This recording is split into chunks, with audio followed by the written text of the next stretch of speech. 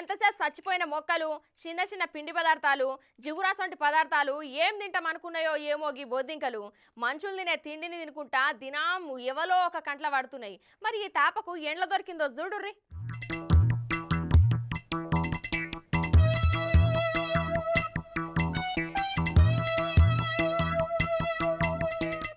అగో గీడేమో లొల్లైతుంది చూద్దాం పారే.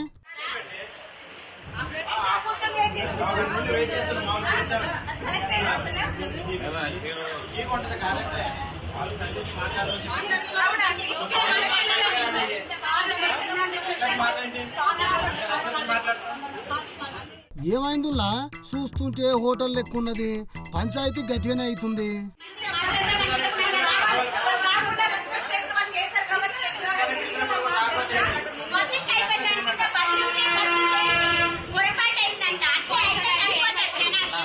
బొద్దింక బల్లి అని అంటున్నారు, ఇంతకీ ఏమైంది ఓ అక్కలు?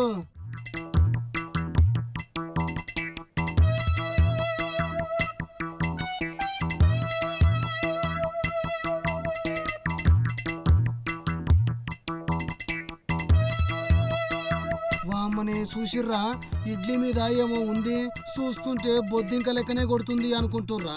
బొద్దింకనేనుల్లా. ఇక అసలు ముచ్చట ఏందంటే టిఫిన్ చేద్దామని హోటల్కి వచ్చి ఇడ్లీ ఆర్డర్ చేస్తే అందులో బొద్దింక వచ్చిందని కస్టమర్లు లొల్లి చేసిర్రుల్లా. ఆర్టీసీ బస్ స్టాండ్ ఎదురుగా ఉన్న రాఘవేంద్ర టిఫిన్ సెంటర్లో అయ్యింది ముచ్చట. అధికారులు సరైన తనిఖీలు చేయకుండా ఇడిచిపెట్టుడుతోని హోటళ్లలో యజమానులు ఇష్టం వచ్చిన భోజనము టిఫిన్ తయారు చేసి కస్టమర్లను ఇబ్బందులు పెడుతున్నారని అంటున్నారు. పవిత్రమైన భద్రాచలం పుణ్యక్షేత్రంలో భోజనం ధరలు ఆకాశాన్ని అంటున్నాయి గాని మంచి కూడు పెడతలేరు అని గరం అవుతున్నారు.